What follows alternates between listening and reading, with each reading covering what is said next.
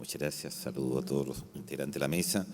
Sí, a lo mejor los buenos epígrafes hacen más breves los discursos, si había alguna... Cuido le está hablando a ustedes, pero en el fondo quienes podrían darse por enterados somos nosotros, ¿ya? Así que voy a tratar de ser un poquito más breve, pero me gustaría partir con dos epígrafos que no lo tenía pensado. Yo lo que quería hablar, en primer lugar, era sobre la articulación que el pasado representa para un presente que es nuestra oportunidad de cambiar el futuro. O sea, es válido decir que es una idea de la psicología, el psicoanálisis, psiquiatría. ¿Ya? El pasado determina el futuro y la oportunidad que tenemos en el presente es dar un golpe ahí y tratar de cambiarlo. Y yo creo que eso es muy atingente a la conversación que tenemos hoy día en el país. Y quería partir con dos epígrafes siguiendo a Raúl Zurita, ambos de poeta italiano, que de alguna manera también representan a lo mejor para muchos de mi generación dos sentimientos a lo largo del tiempo, estas últimas décadas. Ambos son de Ungaretti, que fue, por eso se me vino a la mente, que fue el poeta que Raúl Zurita cita al comienzo. El primero dice, se llama Di queste case, que significa de estas casas, y dice, Di queste case non sono rimasto ni un brandello di muro, di tanto che mi corrispondeva non è rimasto nemmeno tanto, ma nel cuore nessuna croce manca, e il mio cuore è il paese più straziato. Que traducido al castellano significaría algo así como, de estas casas no queda ni un pedacito de muro, de tanto que me correspondía no queda siquiera un poco, pero en el corazón no falta ninguna cruz. Es mi corazón el país más arrasado. Y la otra, que también es de Ungaretti, dice, muy breve, dice, lo bonito realmente, lo voy a decir al final, el nombre del verso, un verso cortissimo che dice sorpreso dopo tanto da un amore io che credevo di averlo sparpagliato per il mondo. Eso significa sorprendido después de tanto por un amor yo que creía haberlo desparramado por el mundo. Y esa poesía se llama Mi casa. Y voy a seguir con poesía en italiano. Ya esta probablemente la van a reconocer todos ustedes, digamos, y tiene mucho que ver con aquello con lo cual yo quiero empezar hablando. Esta es una poesía que la voy a recitar en italiano, probablemente ustedes la reconozcan, es mucho más larga, no la voy a recitar entera, a diferencia de la otra, que sí la recito entera.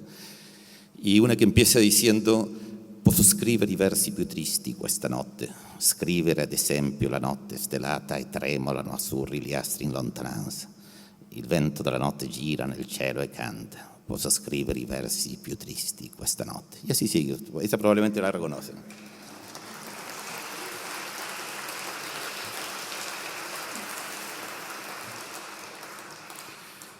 Y la cito porque si Neftalí Reyes y Lucila Godoy no hubieran tenido la oportunidad de la educación pública que recibieron, no hubieran podido desarrollarse como personas y no hubiéramos tenido un Pablo Neruda ni una Gabriela Mistral, sin lugar a duda. Pero el punto es que desde una perspectiva liberal, muy respetable y de la cual yo me hago parte, digamos, desde una perspectiva liberal hubieran sido dos niños a los cuales injustamente se les habría negado la posibilidad de desarrollar un talento. No necesito decirlo, no quiero ser explícito, que si Neruda hubiera nacido, o si Gabriela Mistral hubiera nacido en la década de 1980 en Chile, con muy alta probabilidad jamás hubieran llegado a tener el desarrollo que pudieron tener. Pero sí quiero decir, y con mucha fuerza, ¿ya?, de que además de esa perspectiva del individuo a quien se le niega la oportunidad de desarrollarse, que contradice la esencia misma del pensamiento liberal, hay un país, Chile, que se queda sin premios Nobel. Y ese concepto de que cuando hablamos de educación o cuando hablamos de estas cosas y nos proyectamos al futuro en estos aspectos, no solamente es el derecho del individuo que está siendo vulnerado, sino que perdemos la noción de un colectivo, de un conjunto, de un país. Y es ese país el que no puede desarrollarse. De alguna manera, todos perdemos potenciales buenos médicos, potenciales buenos poetas, potenciales buenos cualquier cosa. Es el país entero el que pierde, la riqueza del país la que se ve deteriorada y destruida. Y por eso que es tan fundamental, y desde luego la Universidad de Chile hoy día está en eso, y tiene mucho que ver con lo que decía Walter respecto a cómo la noticia nos viene presentada, y si algo yo he aprendido en estos pocos meses en la rectoría, que el verdadero poder, que es enorme, de los medios, de la prensa, de la construcción de opinión pública, como se dice, no está en el titular que se escribe, está en el titular que no se escribe, o sea, está en lo que no se dice, está en lo que no es un tema. Y desde ese punto de vista, entonces, si uno ve un resultado como que del 7% de los estudiantes que asisten a la educación particular pagada sale el porcentaje increíble de éxito en las pruebas y en entrar a la universidad, está en ese contexto que creamos, y ahí el momento de cambiar las cosas, está en el contexto que creamos, de decir, bueno, la demostración obvia que se sigue de eso es que la educación privada es muy superior a la educación pública. Y por lo tanto, lo que todos los chilenos deberíamos hacer es tratar de fomentar que haya más escuelas privadas y hacer un esfuerzo para que nuestros hijos vayan a la escuela privada. Y otra forma de ver el problema es decir, es una vergüenza que un país no le ofrezca al 80% de sus niños una oportunidad mínima de desarrollarse como persona. Y esa es la opción que tenemos, digamos, y estamos en una o estamos en la otra. Esta segunda que digo prácticamente no se escucha, o sea, una cosa que es casi una novedad de escucharla, aunque parezca increíble. Pero yo creo que hay un gran punto ahí. Yo creo que el futuro depende en gran medida de cómo nos definimos hasta esto. Por eso que me parece extraordinariamente importante ¿ya? Y la visita de Piketty, que pone sobre el tapete el tema de la desigualdad, y me parece tremendamente importante, con todas las implicancias que tiene. Es útil la desigualdad. Que hayan mejores y peores, entre comillas, puede significar que a lo mejor eso implique una fuerza aspiracional, digamos, relevante. Es inevitable la desigualdad, y cuánta desigualdad podríamos llegar a evitar. Es deseable.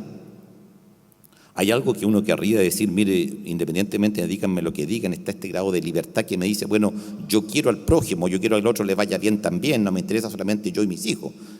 Hay una cantidad de posiciones. El esfuerzo de mantener desigualdades tan brutales como esta, como decía Walter, tienes que tener un sistema montado en torno a una televisión que te dé todo el día.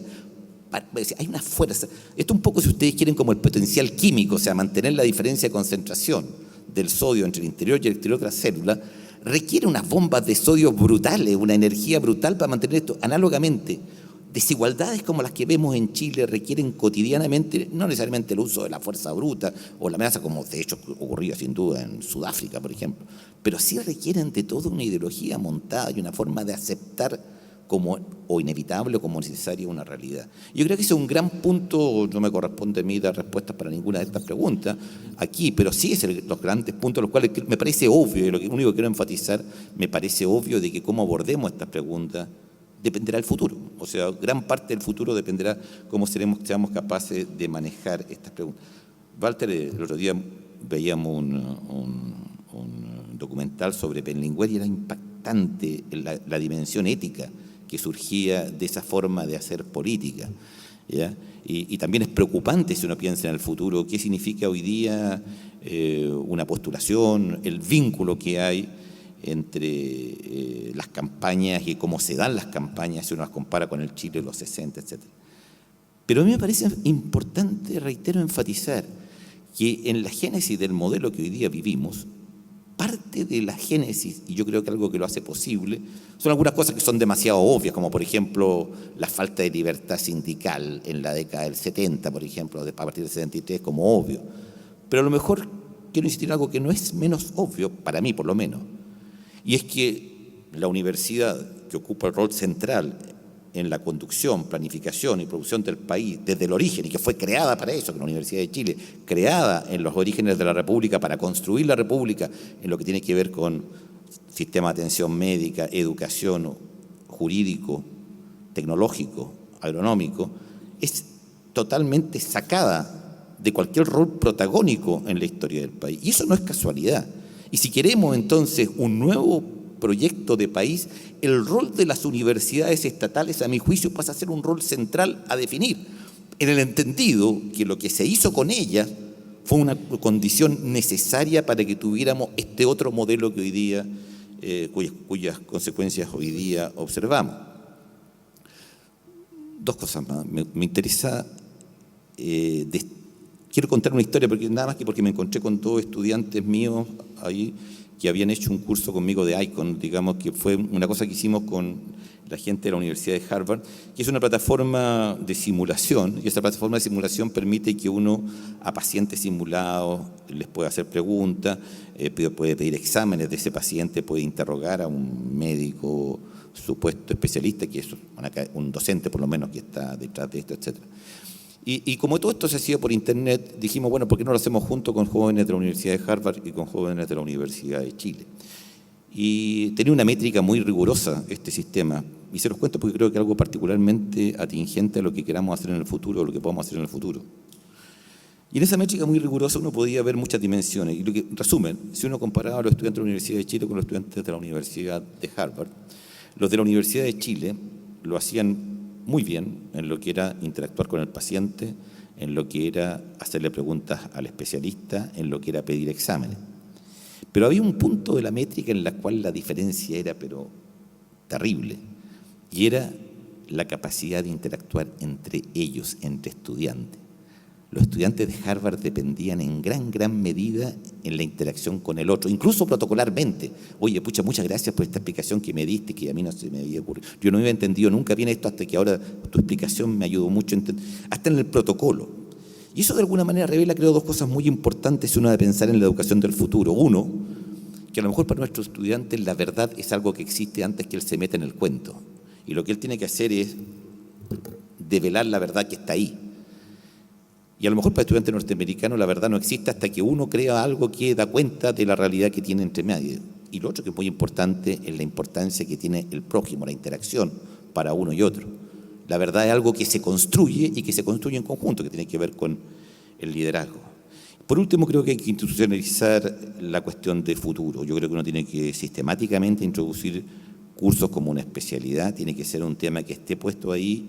Nosotros creemos que en esto del futuro, y bueno, nunca nada es tan novedoso, muchas veces lo central es ser capaces de abordar un determinado problema con un enfoque multidisciplinario. Creo que uno de los ejemplos más exitosos en Chile, el Instituto de Nutrición y Tecnología del Alimento, a los cuales recientemente se le puso el nombre de Fernando Monquer Barro, que fue su fundador. Y ahí tienen como un problema como la desnutrición infantil, al ser abordado multidisciplinariamente, realmente tuvo un éxito impresionante y espectacular, y es lo que queremos hacer en una cantidad de proyectos, digamos, que vamos a desarrollar en el espacio de Laguna Carén. Pero este enfoque multidisciplinario orientado a solucionar problemas, lo que probablemente va a dar un nuevo enfoque a la parte fructífera, productiva que uno espera también de la ciencia. Creo que el tema de la equidad y el tema de la igualdad y el tema de los derechos de las personas y el tema de volver a sentir que constituimos una entidad cohesionada, que somos parte de un país, que el prójimo nos importa y que realmente hay un afecto, digamos, y hay un dolor por el niño que no tiene oportunidades para estudiar, y hay una alegría por el niño que sí la tiene, y hay un compromiso como formando parte de una sociedad de algo que nos hermane.